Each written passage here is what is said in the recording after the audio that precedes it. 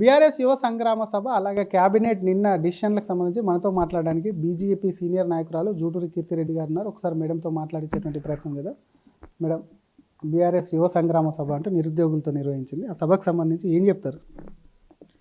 ఇప్పుడు 10 ఏళ్ల వాళ్ళ హయాంలో ఎప్పుడూ నిరుద్యోగుల గురించి పట్టించుకున్నది లేదు. నిరుద్యోగులకు సరైన వాళ్ళ వల్లనే వాళ్ళ ఏజ్ అయిపోయింది.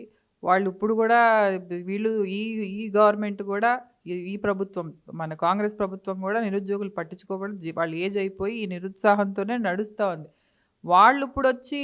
వాళ్ళు వచ్చిందే పవర్లోకి నీళ్లు నిధులు నియామకాలని చెప్పొచ్చారు. నియామకాలు ఇవ్వలేనందుకే ఈరోజు బీఆర్ఎస్ వాళ్ళు ఓడిపోయింది. ఆ నిరుత్సాహంతోనే ఉద్యోగులు ఓటు వేయకనే ఓడిపోయారు. ఇప్పుడు మళ్ళా అదే వచ్చి డైవర్షన్ పాలిటిక్స్ చేసుకుంటూ ఐవాష్ మాటలు మాట్లాడేది చాలా హాస్యాస్పదంగా ఉంది. మరొక పక్క నిన్న క్యాబినెట్ మీటింగ్ జరిగింది. ఎల్నినో ప్రభావంతో రైతులు ఇబ్బంది పడుతున్నారు, గ్రౌండ్ వాటర్ తగ్గిపోతున్నాయి. దాని మీద కేంద్రానికి లేఖ రాస్తామంటూ కూడా నిన్న క్యాబినెట్ డిసిషన్ తీసుకుంది. ఆ లేఖ రాస్తామన్నదాన్ని ఎట్లా చూస్తుంది? WHO 2 నెలల నుంచి చెప్తానే ఉంది ఎల్నినో ఎఫెక్ట్ వస్తుంది అని రాష్ట్రాన్ని అప్రమత్తం చేస్తూనే ఉంది. మన రేవంత్ రెడ్డి గారు దాన్ని గురించి పట్టించుకోకుండా ఏది కూడా చేతులు కాలిన తర్వాత ఆకులు పట్టుకునే మనస్తత్వం అనేది. అలాగే ఈరోజు చూస్తే స్కూల్స్ కూడా అదే పరిస్థితుల్లో ఉన్నాయి. ఇప్పుడు గురుకుల్ స్కూల్స్కి కిట్స్ అని అవని భోజనాలని చెప్పారు. ఆ భోజనాల వల్ల మళ్ళా పిల్లలకి కూడా అస్వస్థ పాలైనారు. ఆ స్కూల్స్ కిట్స్ కూడా జూన్లో ఇస్తామన్నోళ్ళు మళ్ళా జూన్ అన్నారు, జూలై అన్నారు, ఇప్పుడు August 15th అన్నారు. సో ఆగస్ట్ ఇండిపెండెన్స్ డే రోజు ఇస్తాను. సో మన దేశానికి ఇండిపెండెన్స్ వచ్చింది కానీ ఈ కాంగ్రెస్ ప్రభుత్వం నుంచి మనకి ఇండిపెండెన్స్ వచ్చేదట్లేదు. ఈయన మళ్ళీ అలాగే మాటలు చెప్పి మాటలతో ఏంటి టైంపాస్ చేసే మనిషి. సో ఈ మనిషిని ప్రజలు నమ్మట్లేదు. ఈ ఎఫెక్ట్ ఉంటుంది, కరువు వస్తుందని తెలుసు. ఆ కరువుకి ఏం చేయాలో, ఎలాగా వాటర్ సేవ్ చేసి ఎలా చేసుకోవాలో అన్నది అన్నీ ముందరే ప్రజలను అప్రమత్తం చేయాలా. దానికి సిస్టమ్స్ ముందర ప్లానింగ్ ఉండాలి. ఏ ప్లానింగ్తో పోతున్నాడు ఆయన? ఏ ప్లానింగ్ లేదు ఆయనకి. ప్లానింగ్ లేదని మీరు అంటున్నారు. మా దగ్గర ప్లానింగ్ ఉంది, ముందు నుంచి రైతుల్ని అవేర్నెస్ చేస్తున్నాము అంటే వర్షంతో కాకుండా వాటర్ కాకుండా వేరే పంటలు వేసుకోవాలని చెప్పి వాళ్ళు అంటున్నారు. ప్లానింగ్తో ఉంటే ఈ పరిస్థితులు రావు.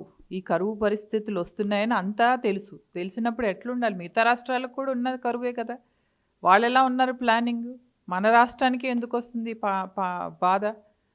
కేంద్రం నుంచి బీజేపీ ఏమన్నా ఇప్పిస్తుందా? అంటే ఉన్నటువంటి డబ్బులు కానీ వాళ్ళు లేఖలు రాస్తున్నారు, మరి ఏమన్నా ఇప్పిస్తారు? ఎప్పుడూ అదే చెప్తున్నా కదా, అన్నీ అయిపోయిన తర్వాత లేఖలు రాయడం, క్యాబినెట్ డెసిషన్స్ తీసుకొని లేఖలు రాసేది ఏంటి? కేంద్రం ఎప్పుడూ రైతు తరఫున ఉంటుంది, రైతుకు నిలబడుతుంది. కేంద్రం ఎప్పుడూ నిలబడింది కూడా. ఈయన రైతును నిరుత్సాహపరుస్తున్నారు. అటు ఎడ్యుకేషన్ చూస్తే ఆ డిపార్ట్మెంట్ని నిరుత్సాహమే. అన్ని డిపార్ట్మెంట్స్ని టైంకి కాపాడకుండా అన్నీ అయిపోయిన తర్వాత ఆయన మాట్లాడే మాటలు డైవర్షన్ పాలిటిక్స్ ఇవన్నీ. మీరేం చేశారు మేడం? ఒక పార్టీగా బీజేపీగా మీరు కూడా ఏం చేయలేదు. మీ మీద విమర్శలు దిక్కు కరువు వస్తుంది కానీ ఎక్కడ కూడా ప్రతిపక్ష పాత్ర కూడా కనిపిస్తలేదు.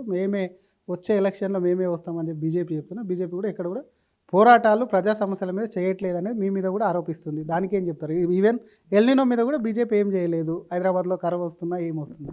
ఎందుకు మాట్లాడట్లేదండి? ఎల్నినో ఎఫెక్ట్ ఉంటుంది అని ఈటల రాజేందర్ గారు ఆ ప్రాజెక్టులో ఎత్తుపేటలు చేయమని ఇవన్నీ ఎవరు చెప్తున్నారు? మా రాష్ట్ర అధ్యక్షులు మాట్లాడుతున్నారు. అందరూ కేంద్ర నాయకులు కూడా అందరూ ఇంక్లూడింగ్ కిషన్ రెడ్డి గారు అందరూ కలిసి దీని గురించి ఎఫెక్ట్ ఉంటుంది, ఇలా ముందరే మనం నీళ్లు కూడా ఎత్తిపోసుకోవాలి అనేది విషయాలన్నీ ఫస్ట్ ఈటల గారే చెప్తున్నారు. ఇవన్నీ ఆలోచించబట్టే కదా, కేంద్రం వరకు కూడా నోటీసులో తీసుకెళ్ళబట్టే కదా ఇంతవరకు అవుతున్నాయి.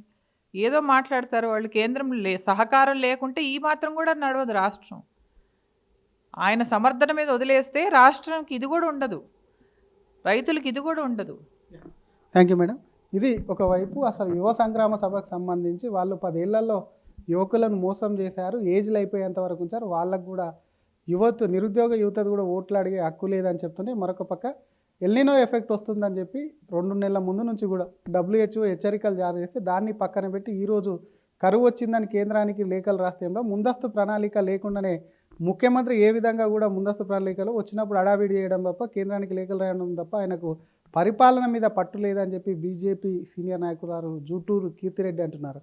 కెమెరామెన్ వినయ్తో శ్రీధర్ RTV హైదరాబాద్.